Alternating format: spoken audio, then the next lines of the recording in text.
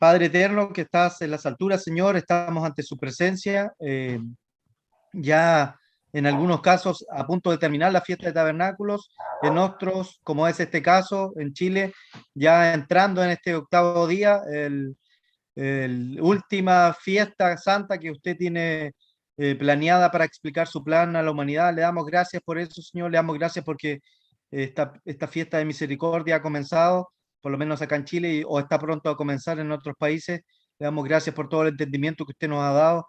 Y ahora en especial le pedimos, Señor, vamos ante usted para que usted nos ayude a entender las palabras que don Raúl, su servidor, ha preparado para que nosotros podamos entender un poco mejor el tema que él nos trae, dónde fueron los apóstoles y la importancia que tiene reconocer eso para nosotros en este futuro cercano que se avecina. Padre eterno, le pedimos que usted inspire a don Raúl, le pedimos que usted abra nuestros corazones y le pedimos que podamos entender lo mejor que usted nos permita. Padre eterno, le pedimos todo esto, no porque lo merezcamos, sino por el sacrificio de su Hijo, Cristo Jesús, nuestro hermano mayor, capitán de la salvación, Cristo Jesús. Amén. Muchas gracias, don Jaime. Y bueno, dejamos la palabra al señor Raúl Machicao para que comience con el estudio. Don Raúl, ¿ya tiene abierta su presentación? Muchas gracias. En primer lugar, envío un cordial saludo a todos los hermanos de las distintas congregaciones de la iglesia que están en este momento conectados, tratando de escuchar este mensaje, este estudio, que más que nada es un estudio de investigación, porque de eso se trata. Esperamos también que estas fiestas para todos hayan sido la mejor de todas, esperando también que los mensajes que han escuchado y que hemos escuchado todos hayan sido buenos y muy animadores, con mucho gozo, con la esperanza que todos tenemos en el futuro cercano con la venida del reino. Ese es el propósito que todos nosotros tenemos, y así nosotros nos conducimos y seguimos este camino de vida hasta ser vencedores, es decir, toda la vida. Muy bien. Este último estudio que les entregamos a su consideración tiene que ver con la parte final de las tres que hemos creado. En el anterior estudio dijimos que todo el trabajo que realizaron los apóstoles de Jesús, incluyendo el sacrificio de sus vidas, no iba a quedar en vano, porque Jesús mismo les hizo una promesa al respecto. Esa promesa se encuentra en Mateo capítulo 29, versículos 27 al 28, que dice: entonces, respondiendo Pedro, le dijo: he aquí, nosotros lo hemos dejado todo y te hemos seguido. ¿Qué pues tendremos? Esta misma escritura la pronunció Gabriel esta mañana. Y Jesús les dijo: de cierto os digo que en la regeneración, es decir, en el nuevo mundo, cuando el Hijo del Hombre se siente en el trono de su gloria, vosotros que me habéis seguido también os sentaréis sobre 12 tronos para juzgar a las 12 tribus de Israel.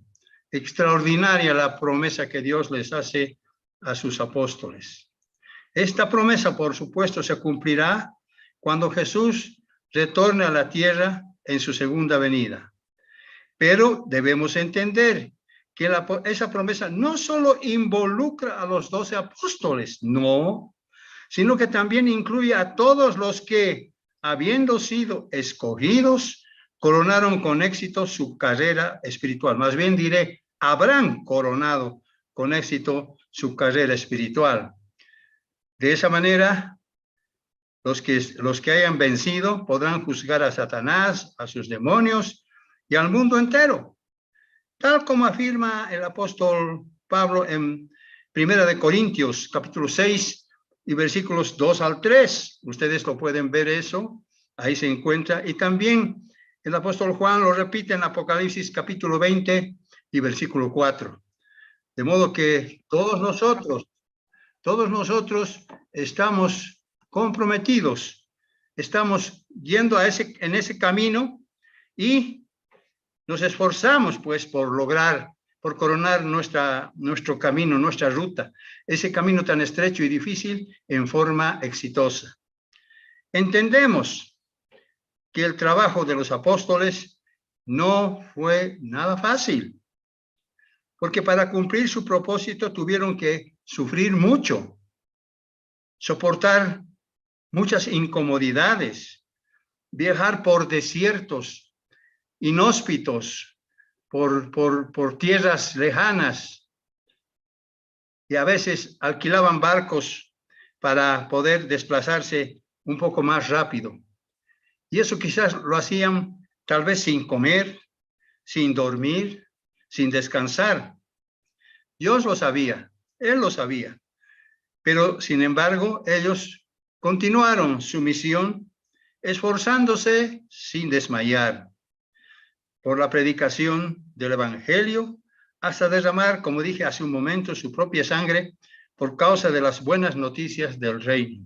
Extraordinario el propósito, qué fe la que tuvieron ellos. Nosotros cuando les relatamos, en resumen, porque el estudio bíblico simplemente es un resumen de la vida de los apóstoles, dónde estuvieron, etcétera, etcétera, pero no consideramos estos factores importantes. Imagínense cada uno de ustedes, si usted hubiera tenido que viajar por esos lugares y solamente les contáramos lo que hicieron, sin considerar los sacrificios que tuvieron que hacer para llegar a ese lugar. Eso mismo ocurre con los apóstoles.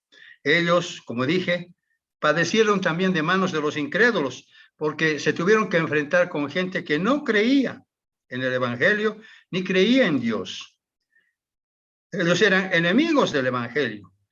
Y también hubo en algunos lugares, algunos judíos que vivían en las zonas alejadas, que también rechazaron el mensaje de los apóstoles.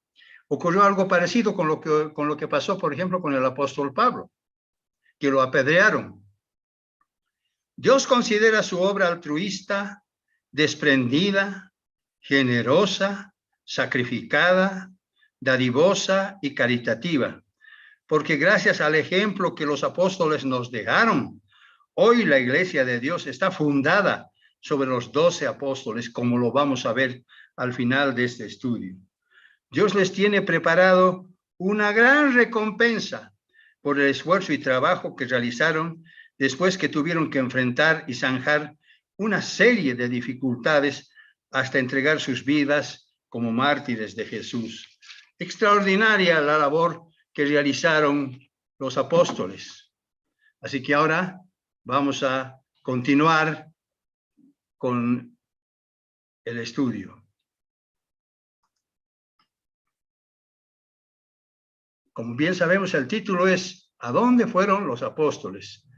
Ahí tenemos el mapa de Inglaterra, Escocia y de Europa, donde estuvieron caminando toda la descendencia de Israel.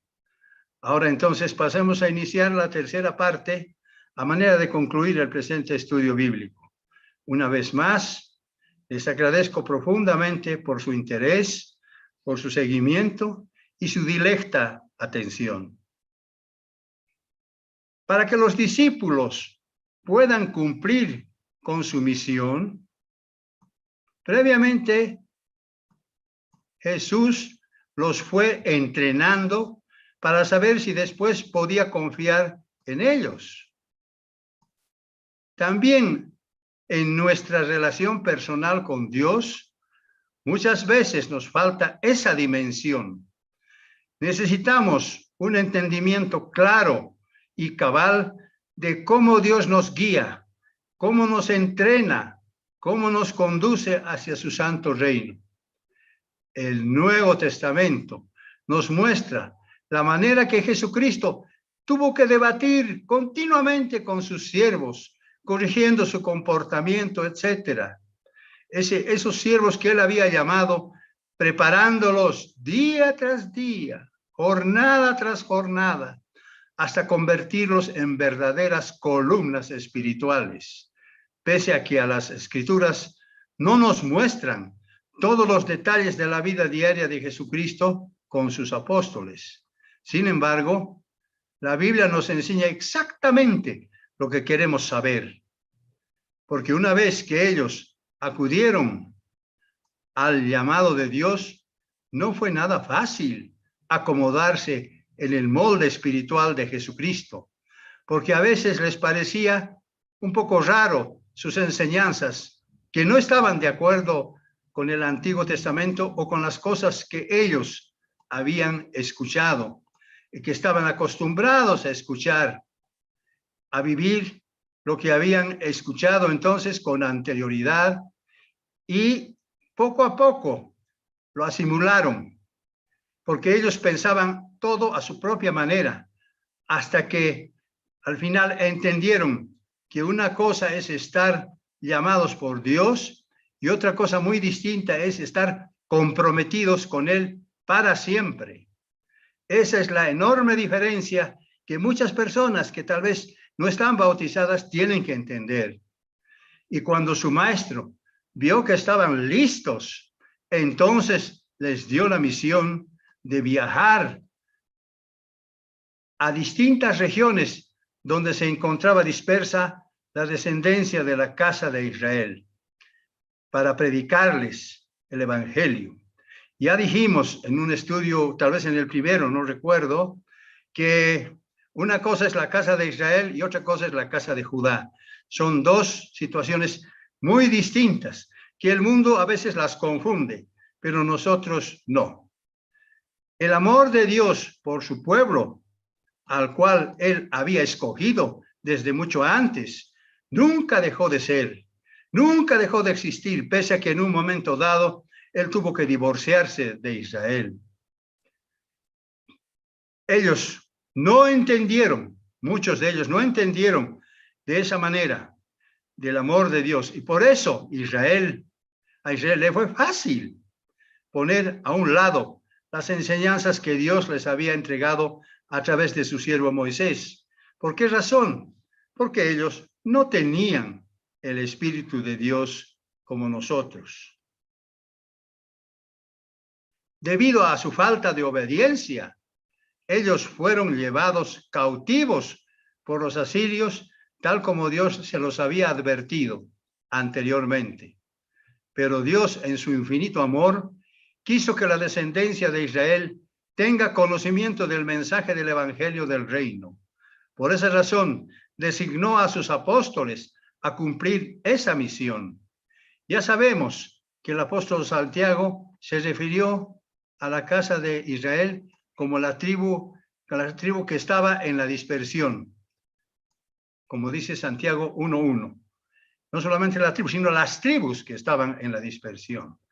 En base a ese conocimiento, los historiadores encontraron el remanente de las tribus en el noroeste de Europa y en el norte del África, de donde posteriormente emigraron a Irlanda y Gran Bretaña en el siglo V, y también en el norte del Asia Menor. Si se acuerdan ustedes, hay un pasaje del profeta Isaías que él en el momento preciso los llama, le dice: oídme islas, oídme todos, para que vengan y congréguense otra vez aquí en la tierra que les di a sus padres. Extraordinario todo esto que nosotros vamos comprendiendo poco a poco. Sin embargo, por otra parte, el remanente se encontraba en otra vasta región donde habitaban los partos.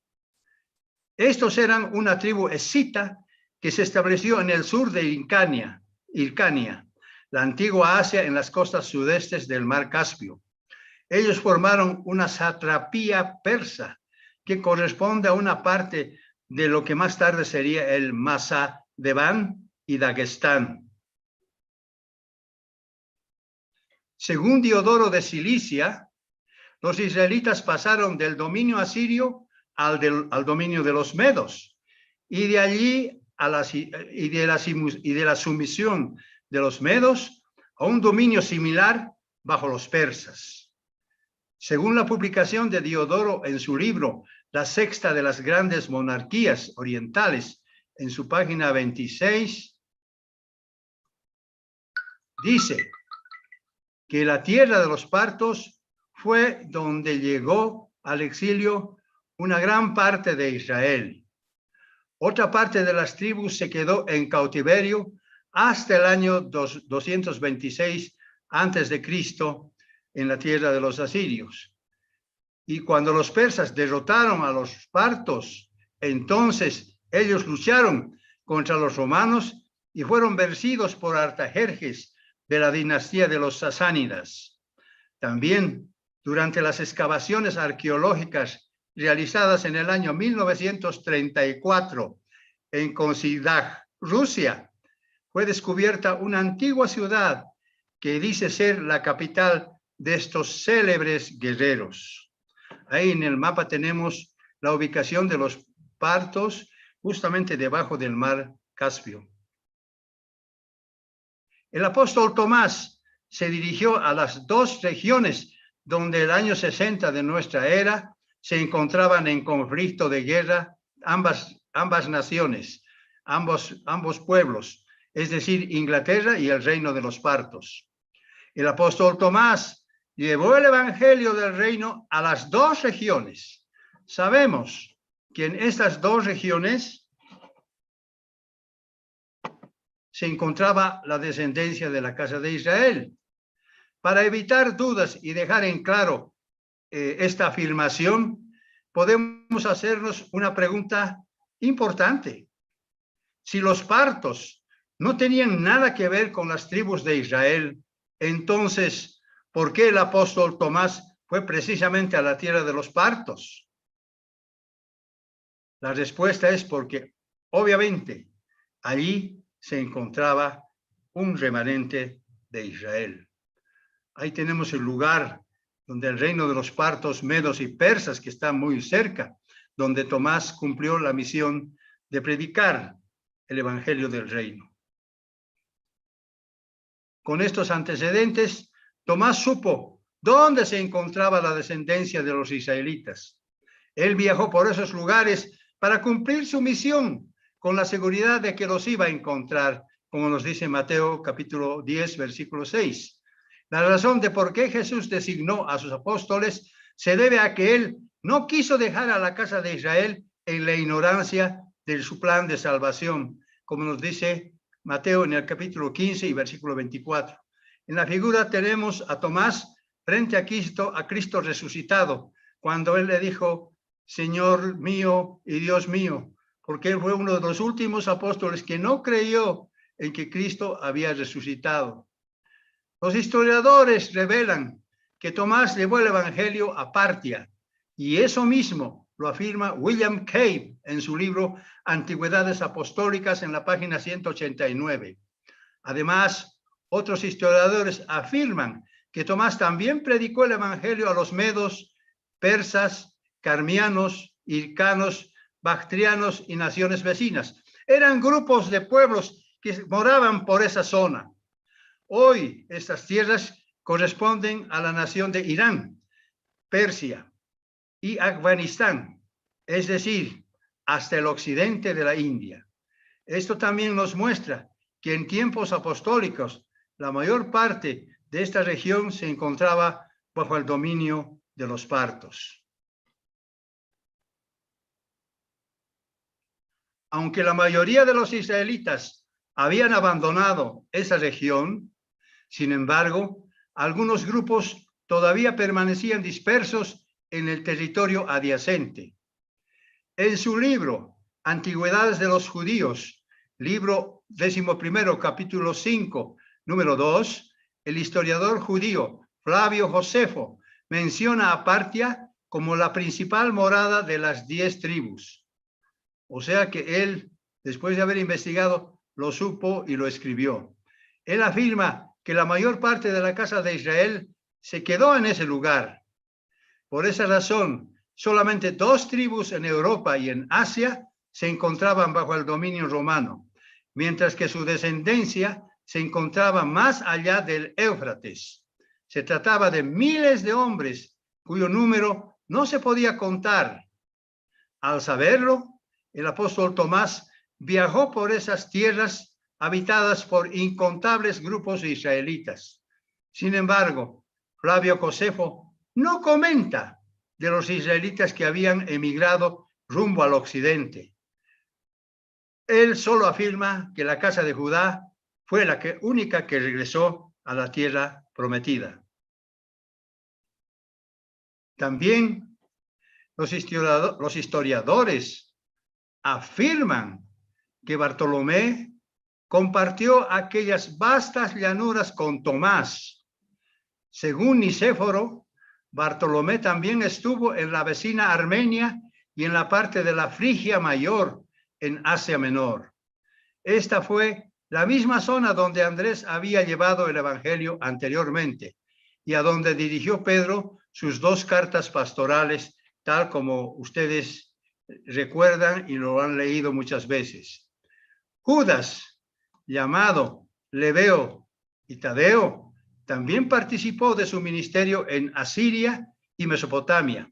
Esto corresponde en gran parte a la zona de los partos, como ya dijimos, que según Flavio Josefo aún continuaba habitada por el remanente de Israel.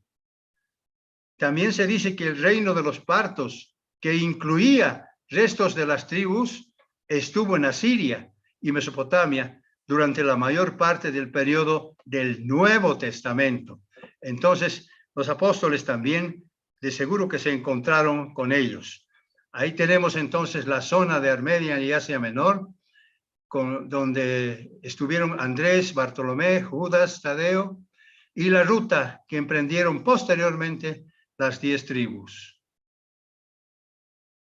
Según el libro Antigüedades Apostólicas de William Cave, en la página 168, como bien sabemos, este libro fue de mucha utilidad para este estudio. Ahí dice que Escitia y Asia Menor también fueron las regiones asignadas al apóstol Felipe. Escitia era una vasta planicie al norte del Mar Negro y el Mar Caspio. A esta región emigró una gran colonia de israelitas después de la caída del Imperio Persa en el año 331. Es decir, se libraron del Imperio Persa y pudieron emigrar entonces a esas regiones. De Escitia emigraron los que después se conocieron como escoceses. Así es. Escoceses, la palabra escocés se deriva de la palabra escita, que significa habitante de Escitia. Es curioso, entonces, que los escoceses hayan adoptado ese nombre como una derivación de la palabra escita, precisamente. Esto nos muestra que los escoceses también son parte de la casa de Israel. También resulta interesante que la palabra escita en el idioma celta significa lo mismo que en el hebreo semítico, es decir, inmigrante o peregrino. Muy interesante descubrir este aspecto. Según el escritor judío Yair Davidi, en su libro Las Tribus, dice que Escocia proviene principalmente de la tribu de Aser. O sea, los escoceses eran descendientes de los aseritas, quienes finalmente se asentaron al norte de Inglaterra, tal como lo vemos hoy. Hoy día el norte de Gran Bretaña se llama precisamente Escocia, ¿no es cierto? De modo que Escocia deriva ya su nombre, ya lo sabemos de quién, como inmigrantes o peregrinos. ¿Y a dónde se dirigió Mateo? Según el comentario de Antigüedades Apostólicas en la página 182, Mateo fue primero a Partia y habiendo sembrado exitosamente el cristianismo en aquella zona, de allí viajó a Etiopía, frente a la India. Durante algunos siglos, la región del Hindú Kush, en la frontera con Escitia y Partia, también fue conocida como la India Blanca. Hay una razón para ello. Quedaba ligeramente al oriente de la zona donde los asirios asentaron a los cautivos israelitas. Y debido al proceso natural de crecimiento y expansión, sus descendientes llegaron a estas regiones, las cuales tenían una escasa población. Una vez más, el escritor judío Yair Davidi también revela que ellos emigraron hacia el noroeste de Europa durante el siglo VI. Es decir, parece que todos estaban convergiendo a ese lugar. Ahí es donde ahora están muchas naciones que nosotros conocemos, naciones de Europa que forman algunas de ellas, que formarán algunas de ellas parte de la bestia. Fuentes etíopes y griegas señalan a Dacia, hoy Rumania, y Macedonia, al norte de Grecia, como parte del área donde predicó Matías, quien reemplazó al traidor Judas. Dacia era la parte del extremo occidente de Escitia. De allí vinieron los normandos, quienes se establecieron en Escandinavia, o sea, al norte, entre Noruega, Suecia y Finlandia, y también en Francia y Gran Bretaña. Según el escritor judío Yair Davidi, los normandos son descendientes de los Belgae, quienes a su vez descienden de la tribu de Benjamín. Una de las costas famosas al oeste de Francia se la conoce precisamente como la playa de Normandía, donde los aliados desembarcaron el 6 de junio de 1941 durante la Segunda Guerra Mundial. Ellos lo hicieron con mucha sorpresa para los alemanes, porque los alemanes, como sabemos por la historia, pensaban que no iban a desembarcar en ese lugar. Dios estaba pues aquí actuando también para que de una vez por todas terminara la Segunda Guerra Mundial. También algunos escritores afirman que el apóstol Pablo pasó por Italia cuando se encontraba rumbo a España, tal como consta en el libro de Romanos, en el capítulo 15 y versículos 24 y 28. De esa manera, la Galia también fue conocida por los apóstoles de Jesús. Después de haber descrito en detalle los lugares donde cada uno de los apóstoles viajó para encontrar al remanente de la casa de Israel, aquí en este cuadro les mostramos un esquema general a manera de resumen de todos y cada uno de los lugares donde los apóstoles encontraron al remanente de Israel y les predicaron el evangelio del reino. También hemos incluido al apóstol Pablo hacia la derecha abajo y a Bernabé, quienes predicaron el evangelio a los gentiles. De modo que este cuadro nos muestra la totalidad de los lugares donde todos los apóstoles de Jesús predicaron. Solamente en este tercer estudio les hemos predicado los que nos faltó de explicar en el segundo estudio, que ustedes me imagino que ya lo tienen. Todos los viajes que realizaron los apóstoles son una consecuencia de la gran dispersión que sufrió la casa de Israel debido a su desobediencia, idolatría, desacato a Dios, resistencia que ellos opusieron y transgredieron en contra de las leyes santas de Dios, quien milagrosamente los había sacado de la esclavitud de Egipto. A tal punto llegó su insubordinación y desacato que ellos perdieron su verdadera identidad, porque hasta el día de hoy piensan que su origen es muy diferente. Ninguno de los habitantes de los países de Europa piensa que son descendientes de las tribus. Si uno va y pregunta, por ejemplo, en Francia, o pregunta en Holanda, o pregunta en Dinamarca, pues sabemos que es la descendiente de Dan, porque en inglés Dinamarca es Danmark, marca de Dan. Bueno, y así siguiendo. Ninguno de ellos piensa hoy que son los descendientes de Israel. Pero ahí están. Y de ahí Jesús los va a llamar en los tiempos del fin para que otra vez vuelvan a ocupar la tierra prometida con una conformación muy parecida, aunque no exacta, de lo que Josué les había entregado durante 6 años a las tribus que entonces él guiaba. Ahora que sabemos a dónde fueron los apóstoles, nos falta responder la última pregunta. ¿Cómo murieron los apóstoles? ¿Cómo murieron? La historia nos cuenta que muchos de ellos fueron asesinados de una manera cruel y brutal, como nos muestra Hebreos capítulo 11, versículos 36 al 37. Cuando hablando de los verdaderos cristianos dice que otros experimentaron vituperios y azotes, y además de esto, prisiones y cárceles. Fueron apedreados, aserrados, puestos a prueba, muertos a filo de espada, anduvieron de acá para allá, cubiertos de pieles de ovejas y de cabras, pobres, angustiados, maltratados.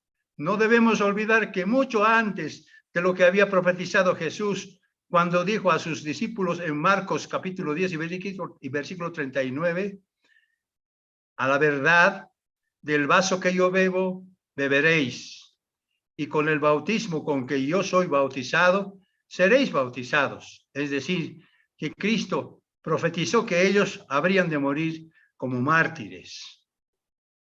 Esa es la razón. Y naturalmente, cuando digo esto, y cuando describimos sobre todo el libro de Hebreos 11, que empieza con la definición de la fe, nos damos cuenta que esta es la verdadera historia de la iglesia de Dios. Mientras que la falsa iglesia y la madre de las rameras, de las abominaciones de la tierra, estuvieron felices en Roma, estuvieron felices en otros lugares, gobernando, nombrando papas, creyéndose que tenían autoridad plena. Esa no es la historia de la iglesia. La historia de la iglesia es esta, la que acabo de nombrarles. ¿Y qué es tan cierto? Es que Simón, Pedro y Pablo se encuentran sepultados en Roma. ¿Qué de cierto hay? Durante siglos, el mundo católico ha pensado que Pedro y Pablo fueron sepultados en Roma. Nadie parece poner en tela de juicio tal afirmación. Por supuesto que Pablo fue llevado a Roma para ser encarcelado alrededor de los años 65 al 67. Este encarcelamiento iba a ser definitivo, no como el que le ocurrió en los años 60. Y en la primavera del año siguiente, es decir, del año 68 después de Cristo, Pablo fue decapitado por orden del emperador romano Nerón y luego fue sepultado en la Vía Ostia.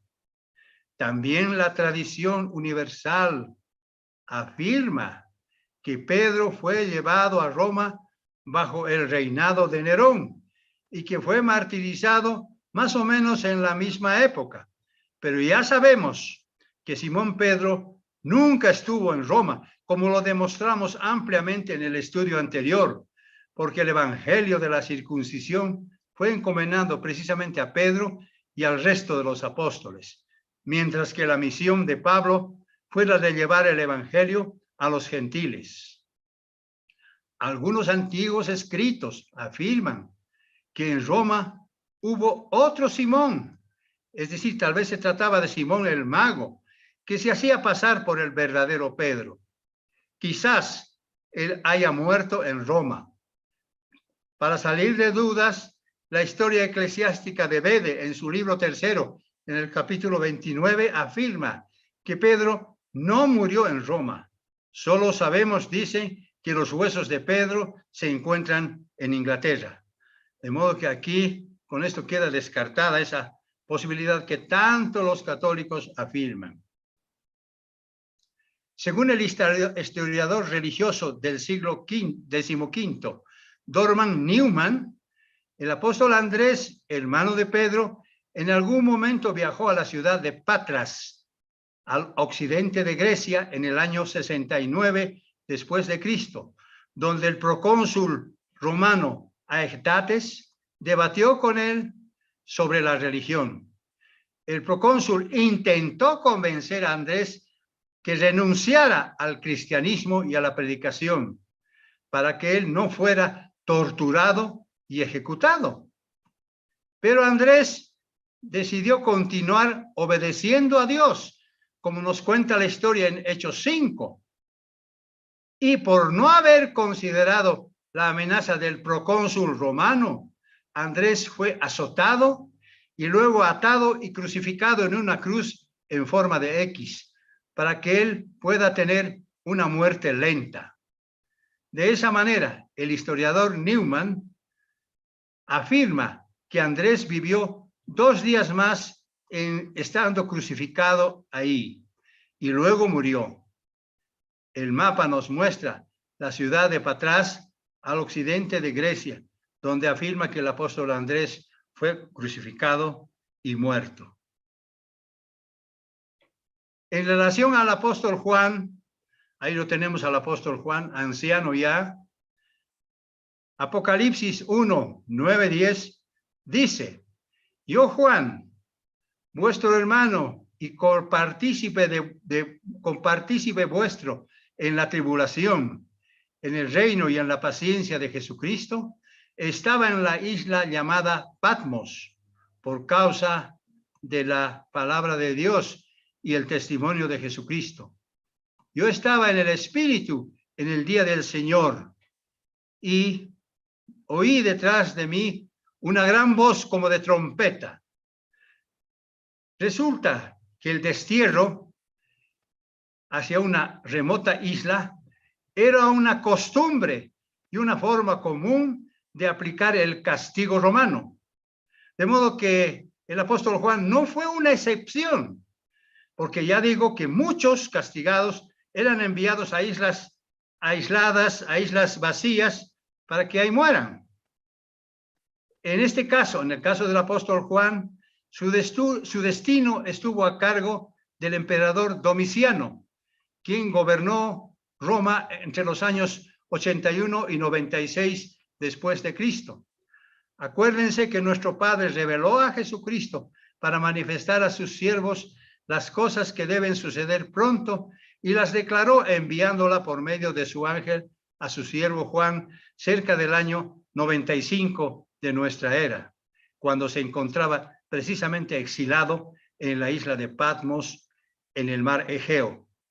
Cristo había profetizado que Juan sería uno de los apóstoles que viviría más tiempo hasta ser bastante anciano, tal como dice Juan en el capítulo 21, versículos 22 y 23. Tal parece que el apóstol Juan murió por causas naturales en la isla de Patmos alrededor de los años 98 y 100 de nuestra era, después de haber escrito su famoso libro de Revelación, que nosotros conocemos como el libro del Apocalipsis. De Bartolomé, es decir, de Natanael, se conoce muy poco sobre su muerte. Sin embargo, algunas fuentes afirman que él fue martirizado por su predicación en Armenia y luego fue desollado y despellejado vivo. Otra de las fuentes dice que fue desollado con cuchillos, habiendo recibido golpes y azotes muy fuertes, mencionando que los duros azotes desgarraron la piel de Bartolomé hasta hacerla pedazos. El punto común entre las diferentes fuentes muestra que la causa de la muerte de este apóstol de Cristo tuvo que haber sido muy dolorosa. En cuanto al apóstol Felipe, vimos que él estuvo trabajando en Escitia y Asia Menor. Pese a ello, los investigadores no parecen estar muy de acuerdo sobre las circunstancias de la muerte de este apóstol de Cristo. Mientras que una fuente afirma que fue ahorcado, provocándole la muerte, otra afirma que Felipe fue crucificado durante su ministerio en Egipto. Es decir, que como ocurrió con casi todos los apóstoles de Cristo, Felipe también tuvo que haber muerto mártir en Hierápolis, la antigua ciudad helenística, hoy en ruinas, ubicada en la actual Pamukkale, provincia de Denizli, Turquía. Parece que en algunos otros lugares donde trabajó Felipe, los pobladores que estuvieron con él no fueron grandes seguidores de los misioneros de Cristo, y por esa razón buscaron el momento apropiado para asesinarlo, para matarlo y para entregarlo a sus enemigos.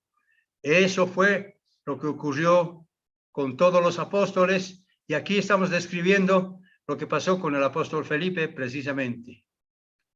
Y acerca del incrédulo apóstol Tomás, llamado también Dídimo, se dice que sufrió martirio cerca de Madras, en el monte de Santo Tomás. Las fuentes que pudimos encontrar sobre la muerte de este apóstol de Cristo afirman que fue apuñalado con una lanza durante su ministerio en Madrás, en el noroeste de la India. Eso es todo lo que sabemos de su muerte. En el cuadro mostramos la ubicación de la ciudad de Madrás, donde posiblemente haya muerto el apóstol Tomás. El sitio web cristiano afirma que Mateo, quien era recaudador de impuestos, se convirtió en misionero y fue arrestado en Etiopía. En ese lugar fue apedreado, atravesado con lanzas y luego fue decapitado. Otro escritor de nombre Doroteo declara que Mateo fue sepultado en Hierápolis.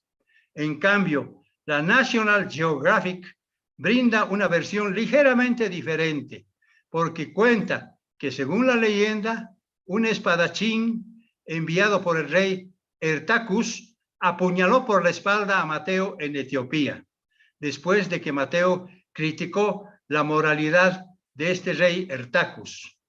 Tampoco disponemos de más datos al respecto, debido a que Mateo se encontraba en un lugar muy alejado al noroeste del África, donde muy pocos historiadores se atrevieron a viajar por esos lugares. Por esa razón, no tenemos más datos sobre la muerte del apóstol Mateo.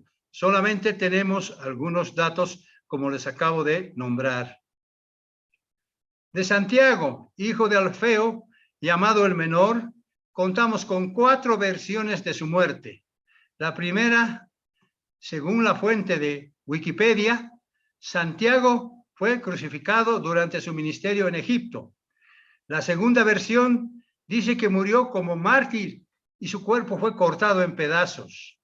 La tercera afirma que cuando era de edad avanzada, Santiago murió después que lo apedrearon y lo asesinaron golpeando su cabeza con un garrote. La cuarta es muy parecida. Dice que Santiago, al estar predicando sobre un muro, los líderes religiosos judíos, cuando no, decidieron empujarlo para que se caiga del muro donde él se encontraba. Aparentemente pudo sobrevivir herido, pero no contentos por estar aún con vida, lo apedrearon y lo golpearon con garrotes hasta causarle la muerte.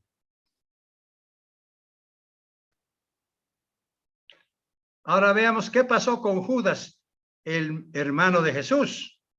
Sabemos que a diferencia de su hermano Santiago, Judas no fue un apóstol ni una columna de la iglesia, porque al principio sus hermanos no creían en Jesús, como afirma Juan en el capítulo 7 y versículo 5.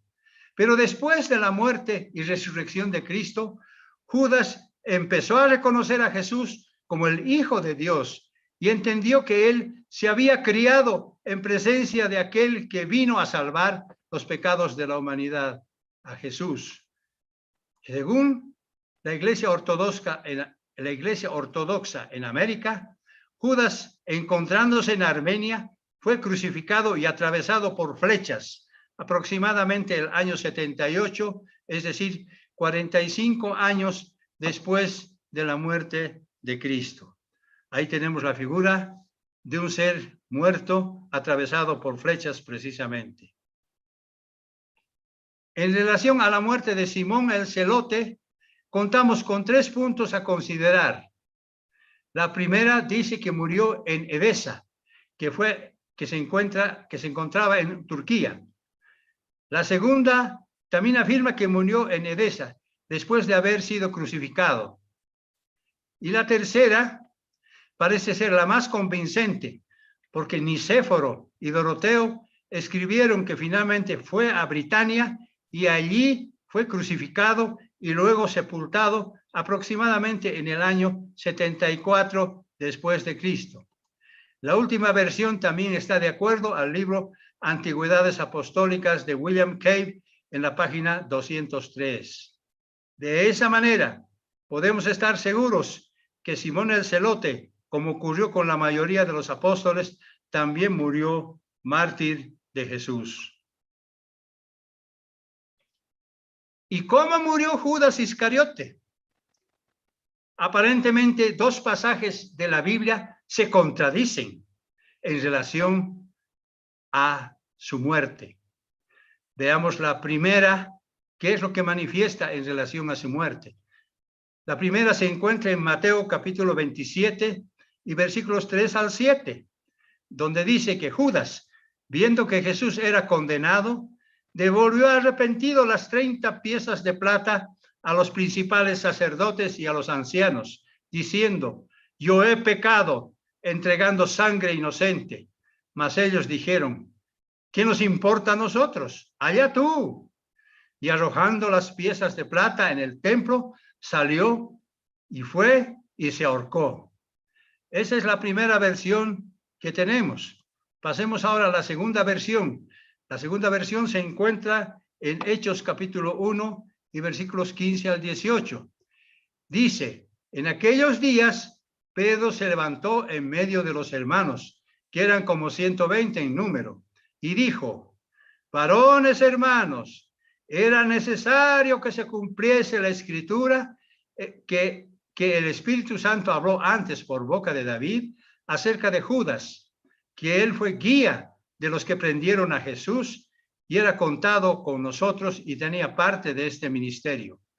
Este pues, con el salario de su iniquidad, adquirió un campo, el campo que se llama Aceldama, y cayendo de cabeza, se reventó por la mitad y todas sus entrañas se derramaron. ¿Cuál de las 2 versiones piensan que es la verdadera? Las 2 se encuentran en la Biblia. Obviamente, sabemos que la Biblia se interpreta a sí misma. No hay necesidad de buscar otras referencias, otros libros, nada. Lo que podemos decir nosotros en conclusión en relación a la muerte de Judas el traidor, evidentemente Judas se ahorcó, pero al reventarse la soga, cayó de cabeza y sus entrañas se derramaron. Esa es la explicación que podemos tener acerca de la muerte de Judas Iscariote. Hablando de él, Cristo había dicho lo siguiente. Eso se encuentra en Mateo capítulo 26, versículo 24. Él dijo: mas ay de aquel hombre por quien el Hijo del Hombre es entregado. Bueno le fuera a ese hombre no haber nacido. No sabemos qué será en el futuro de él, solamente Dios lo sabe. ¿Y por qué Judas traicionó a Jesús? ¿Cuál fue la razón de su traición? Probablemente el dinero fue una de las principales razones, ya que, como Juan había señalado, era un ladrón que codiciaba y robaba el dinero que estaba en caja. Como señala Barclay, el escritor Barclay, según Mateo y Marcos, fue inmediatamente después que Cristo, encontrándose en Betania, fue ungido por una mujer con un frasco de alabastro de aceite fragante muy costoso. Entonces Judas hizo el terrible trato con los judíos. Y cuando Juan cuenta su historia de este evento, dice que Judas protestó en contra de la unción de Cristo, porque él decía, ¿para qué tanto despilfarro? Eso se podía vender y darlo a los pobres.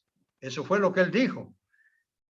Si la avaricia fue la causa de su acto de traición, esto nos muestra el ejemplo más terrible y espantoso de la historia que puede alcanzar el amor al dinero. En Mateo capítulo 26 y versículos 6 al 13, Cristo, después de haber sido ungido con aceite, dijo, porque siempre tendréis pobres con vosotros, pero a mí no siempre me tendréis, porque al derramar este aceite fragante sobre mi cuerpo, lo hizo para mi sepultura. De cierto os digo, que donde quiera que se predique este evangelio en todo el mundo, también se contará lo que ha hecho esta mujer para memoria de ella.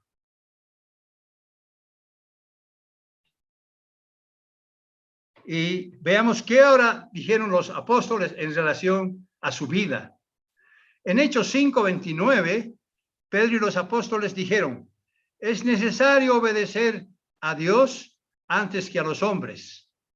Más tarde el apóstol Pablo describe la vida de los apóstoles de esta manera, cuyo relato se encuentra en 1 Corintios capítulo 4 y versículo 9, donde dice, Dios nos ha exhibido a nosotros, los apóstoles, como postreros, como a sentenciados a muerte, pues hemos llegado a ser espectáculo al mundo, y los ángeles y los hombres y los apóstoles dieron sus vidas por causa de Jesús y del evangelio, y por eso ellos van a ser recompensados, como Jesús mismo les dijo en Mateo 19, versículo 28. De cierto os digo que en la regeneración, es decir, cuando Jesucristo venga, cuando el Hijo del Hombre se siente en el trono de su gloria, vosotros que me habéis seguido, también os sentaréis sobre 12 tronos para juzgar a las 12 tribus de Israel. También la Biblia nos muestra que cuando la Jerusalén celestial baje del cielo con Dios Padre, ella tendrá 12 cimientos con los nombres de los 12 apóstoles del Cordero. Dios no se habrá olvidado ni se ha olvidado de lo que hicieron sus discípulos. Él considera que la iglesia misma está fundada sobre las enseñanzas de los 12 apóstoles. Apocalipsis 21, versículo 14, se trata de una recompensa que recibirán los apóstoles de Cristo, quienes predicaron hasta entregar sus vidas por causa del evangelio del reino de Dios. Dios no se olvidó de ellos. Ellos tendrán una grandiosa recompensa cuando Jesucristo venga. Y nosotros, de los que de nosotros hayamos culminado nuestra carrera cristiana, seremos testigos de estos eventos. Por eso, Jesucristo dijo una vez en Mateo capítulo 16 y versículo 25, porque todo el que quiera salvar su vida, la perderá. Y todo el que pierda su vida por causa de mí, la hallará.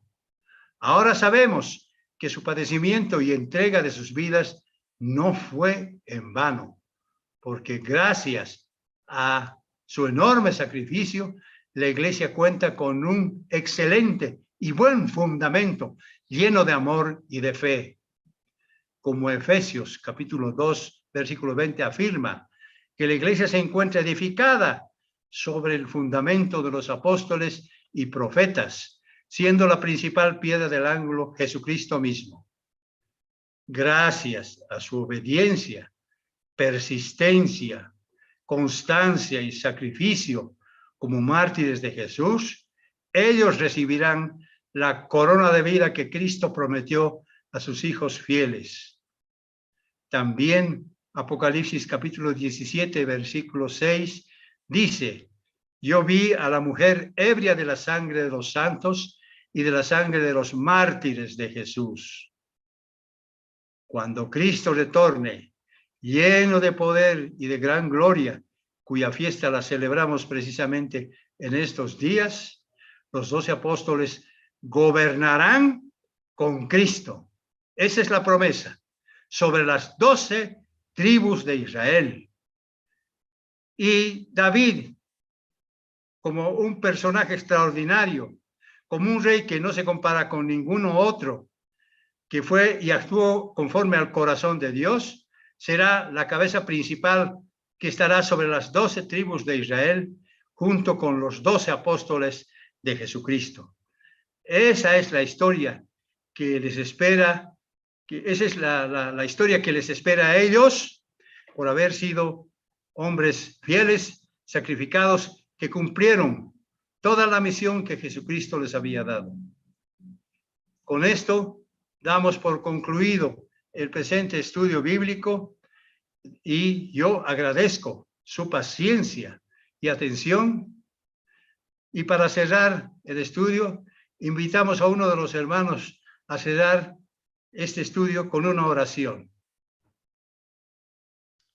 Muchas gracias, señor Machicao. Ya, perdón. Y quisiera saber si el señor José Abelardo Figueroa, su micrófono funciona para que nos apoye con la oración de cierre de este estudio. Ah, deme un segundo, sí. A ver, ahí. Hola, ¿me escuchan ahora? Sí. Bien, inclinemos entonces nuestra cabeza para dar una oración. Eterno Padre que estás en los cielos, santificado y bendito sea tu nombre, Padre. Gracias, Señor, porque has dado tú el tiempo, la ocasión y la oportunidad para que todos nos reunamos para estudiar tu palabra, Señor, y estudiar acerca de la historia de tu pueblo. Gracias, Padre, por el conocimiento que ha sido transmitido en esta tarde, en esta noche. Gracias, Señor, porque hemos tenido una fiesta de tabernáculos fantástica, con mucho amor, con mucho regocijo, Padre, y porque todos hemos estado unidos, Señor, con el corazón inclinado a tu adoración y a tu alabanza. Gracias, Padre, por este tiempo que nos has dado. Te lo pedimos todo, te lo agradecemos todo y te lo reconocemos todo, Padre, en el nombre de Jesús tu ungido. Amén. Amén.